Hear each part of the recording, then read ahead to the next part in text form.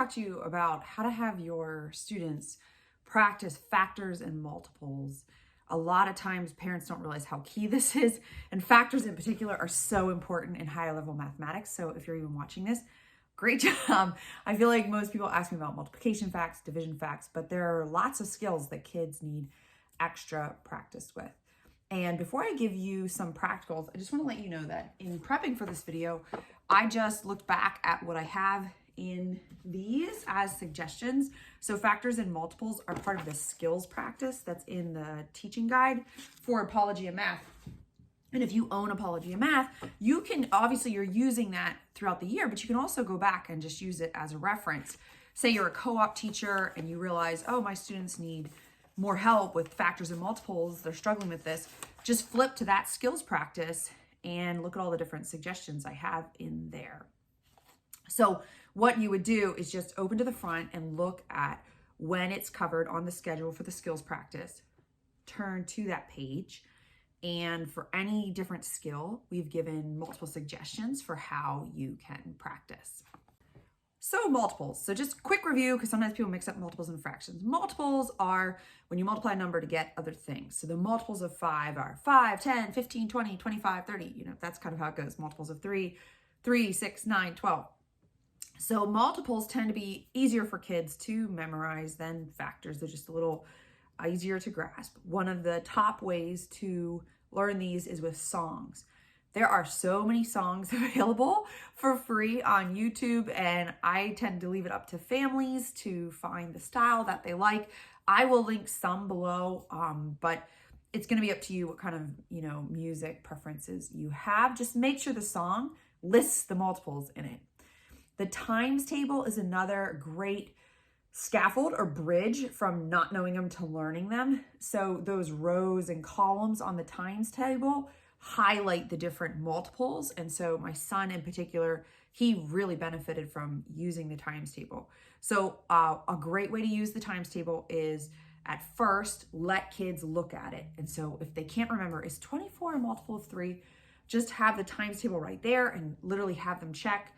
In Apologia Math, I even have the kids highlighting or coloring in colored pencils the different multiples. So we start there. Then after that, have the times table face down. See if they can think of it on their own. And then if they think of it or they can't think of it, then have them check. And then eventually they won't need the times table. So that's how you scaffold it so that they can memorize it. And of course, the other option here is to use tricks. There's lots of tricks for the different families. So for instance, lots of people know the tricks with 9, with the way that the digits add up to 9. Sometimes you can do the 4s because you double.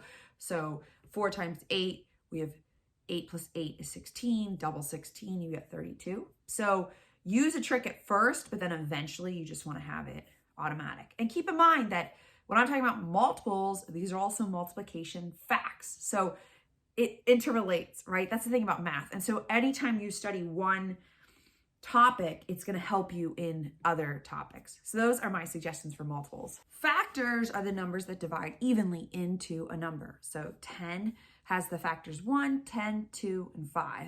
I think the easiest way to memorize factors is to do them in the pairs, and so you don't miss any. I have lots of ways of practicing this.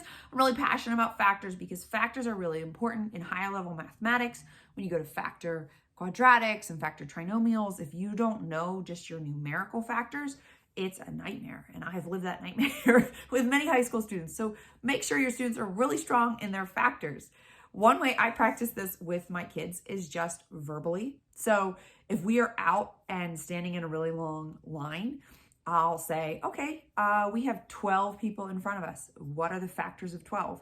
And they have some time, right? So by the time they figure out the factors of 12, then, oh, look, well, now there's 10 people in front of us. And then we sort of figure it out that way.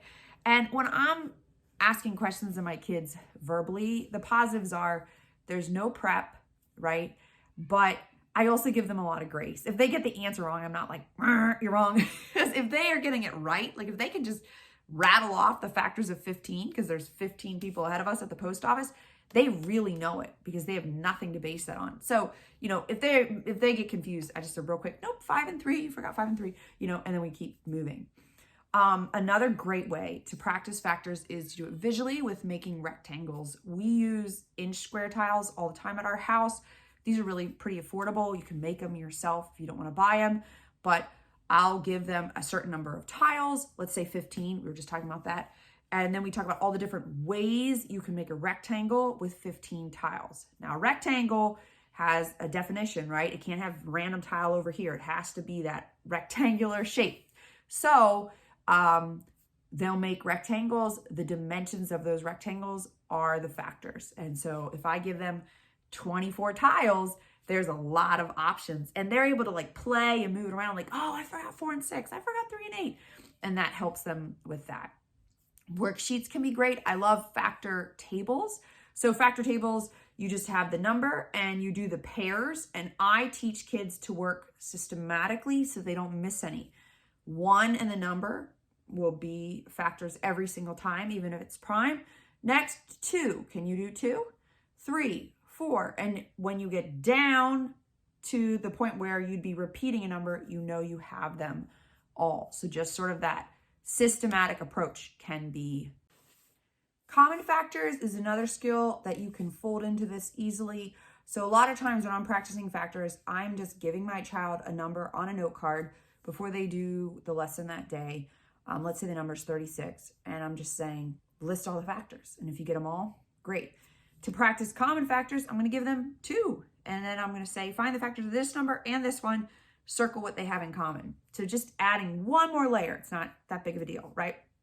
Some games, you definitely always want to have games, right? So one of my favorite games for this is prime sum. So this is related because the number of factors is what affects whether it is prime or composite. You're going to do a 5x5 grid of numbered cards, any kind of card really. And when it's your turn, you flip over 2. If the sum of those cards is a prime number, you take it, it's a match. And then you replace it with 2 face down cards. If it's composite, you flip them back over and it's the other person's turn. You play until either you've matched all the cards, or you can set a timer, or you can say whoever gets 5 matches first. I always base it, all my games, off of how much time I have left. Another game you can play is pick a prime. You need 2 players and a stack of numbered cards.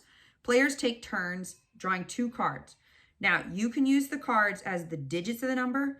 You can find the sum of the cards. You can multiply, you can divide. So you can do anything to try to get a prime, and you get a point for every prime. So if you draw a 5 and a 1, you could do 15. You could do 51. 1 plus 5 is 6, so that won't work.